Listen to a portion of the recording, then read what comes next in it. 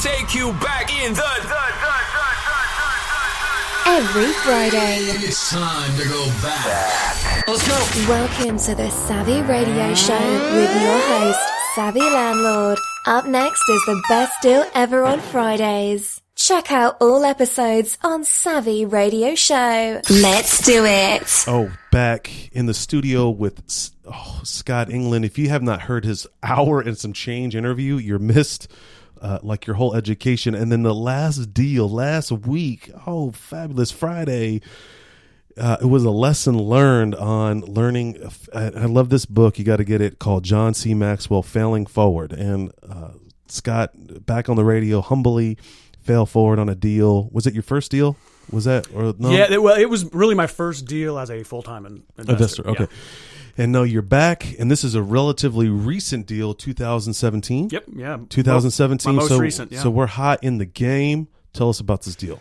Yeah, so as we talked about in our interview, you know, I'm moving into the Tulsa market, right? So this is new ground, new area, 2 hours away from your that's right business, your operations, right. So we total got about 8 deals there working right now. But my most recent, it's another kind of on this theme that I've been focusing on recently. It's the return on my time, right? We all look at return on our investment, right? Return on equity. What am I going to get from my time? The return on our cash, exactly, right? And so this is something I'm trying to incorporate a little bit. And is it worth my time to drive over here? Right. And at least analyze, post-mortem, right? It just... The aftermath. At least, right. So this is a deal that I felt like it's not the most money I've made on a deal, but it is it's the highest ratio of my return on my time. Cool. Tell me. So in Tulsa, started going to one of the sheriff's auctions there. So a sheriff's sale. Yeah. And so I've bought there a number of properties. So what's the price range of this property, or it's ARV? Right. ARV in its current, right around 85 to 90. Okay. Right. Bread and butter. But yeah, pitch and catch. Yeah, this is the kind of stuff. Great, easy to rent, easy to sell. Right, and of course I did due diligence on the property and looked at it, and actually my friend and collaborator in Tulsa, he's got a property right in that area, right in the neighborhood or nearby. Yeah, I think in the actual neighborhood. I think it's maybe a couple of blocks away, and it's a pretty unique area. It's a certain school district overlaps with a certain sort of area town, so it's a good spot. But went to the auction as I do, and we've bought a few there already in Tulsa. But it's the first deal where there was an occupant that ended up being a qualified renter. So what do you mean by qualified renter? Right, like so to sell it to him. Well, so this is a sheriff's sale and somebody was in it. Right, so there was an occupant. Okay.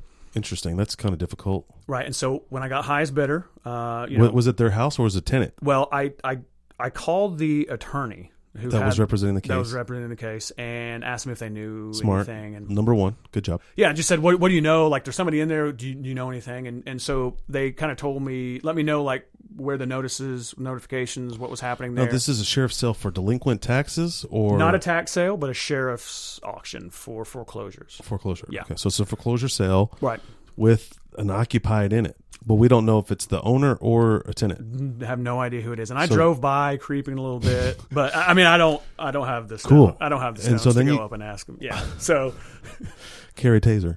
So right. So then you call. I like the idea of calling the attorney because I do that now in probates. Right. So call the attorney, and I got enough information to know that it was not the owner, the owner, or the person who was. So it was a tenant. On. Cool. It was essentially. Well, it wasn't a tenant. It was a family member of there was, someone okay, cool. deceased, and it was their family member. And living there for free. Living there free. They're like, well, it's not my mortgage, so. Hey, I'm living large. I'm in Tulsa. Right. So I picked it up for $42. Dang. And I knew there was enough. I mean, I hadn't. So you went to the auction, bid it, raised your hand, said, hey, I bought this. Got it. And did you get to go inside beforehand? No. You didn't want to sweet talk the tenant? You did all that due diligence? Man, You freaking soft, man. Let me get this straight. You called the damn attorney, got the details, which is savvy, and then you didn't even get balls to go up there and say, hey, The thing I'm is, the inspector. It sounds a little riskier. Somebody living in there. I knew the condition wouldn't be over what I had built in for the renovation, safe and right? sound. Safe and sound.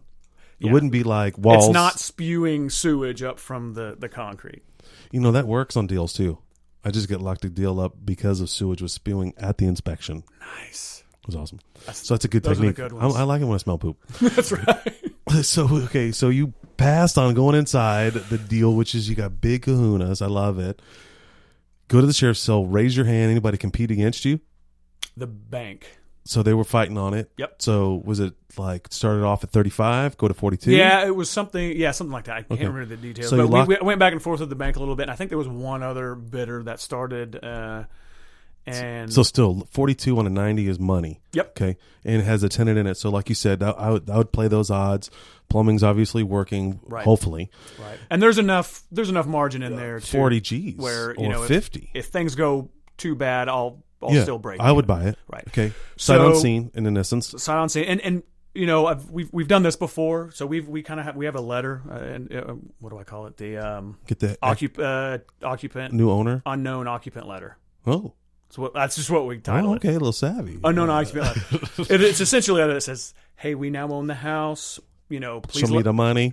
Yeah, that's how I do it. We phrase it. No, mine's like that. We're the new owners. Your rent will be paid here. No, that's you guys see my letter. I do. Just send it to me. I will. I'm gonna take yours. Send me yours. Okay. I would. I would love. Okay. Tell me mine's your letter again. Probably a little. I want to hear this letter. Say it. Well, it says to whom it may concern. We are the new owners. Right. We just bought the property at the auction. We wanted to get in contact with you to understand your plans. If you would like to rent it, please contact. Buy it, move in it.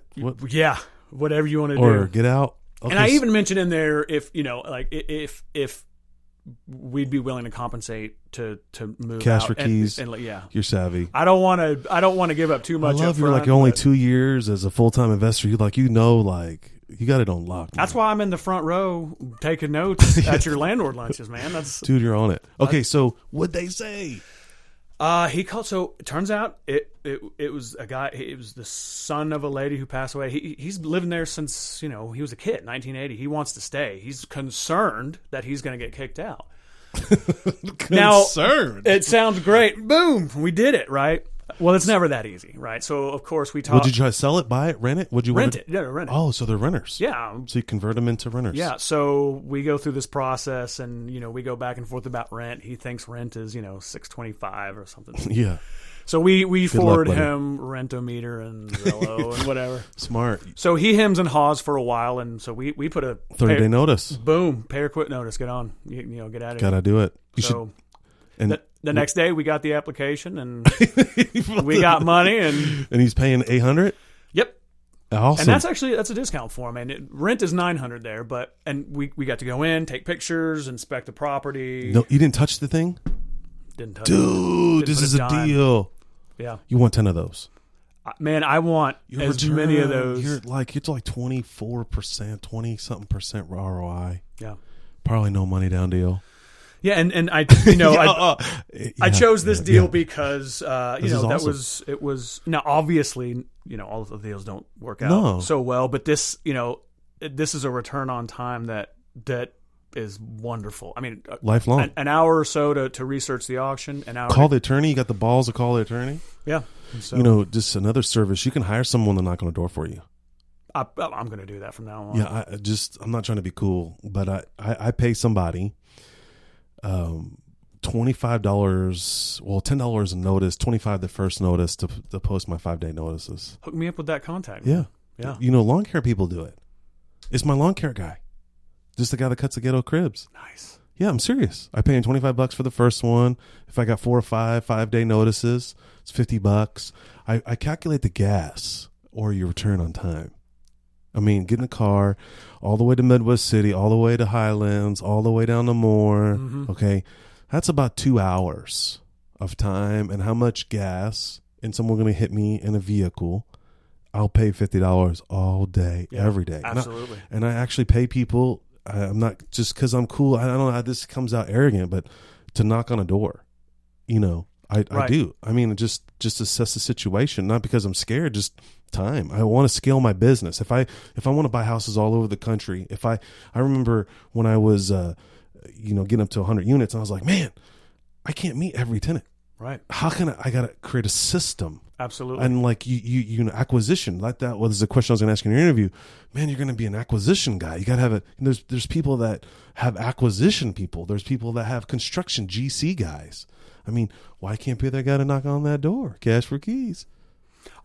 Bulletproof vest. Yeah, I will pay that $50. Yeah, I'm just serious. Ask your lawn care guy, ladies and gentlemen. Tip of the day with my homie Scott England. If you like this episode, you should, mother.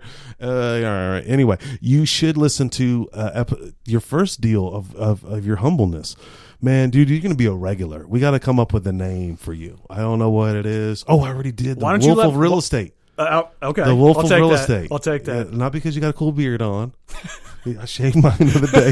I noticed that. It's like, no, Wolf of Real Estate. I didn't see the movie. I heard it was real, whatever. But, I mean, you remind me of that guy in that funding and your desire and your drive and your family. And I'm just impressed, man. I can't wait to see. The only reason why I want you back is 3 months from now, 6 months from now, where are you going to be? What are you going to do? Yeah. And I love that you stay in what you're good at. What are you Absolutely. good at? I mean, I can tell, and just with your desire, man, you're doing what you're good at, Thank you. So, hey, why don't you let me interview you next time? it's possible. Mike Lewis, your homie, said the same thing. Oh, nice. Yeah, I mean, both you guys. We should get them all in. We should do like a panel. That would be cool. Maybe I should email you the questions, but yeah, I think we should get you and some of the. I'm trying to get Drew, another one of you guys. He's in that. I just met him for the first time the other day. He's a good dude. He's Yeah. very smart. Well, man, ladies and gentlemen, this is Scott England. If you don't know him, he's got a phone number. He does roofs now. I don't think he's going to be doing that forever. I think right now he's just he's got a lot of roofs he's got to get done, so he's buying in bulk. He's got the labor on lockdown.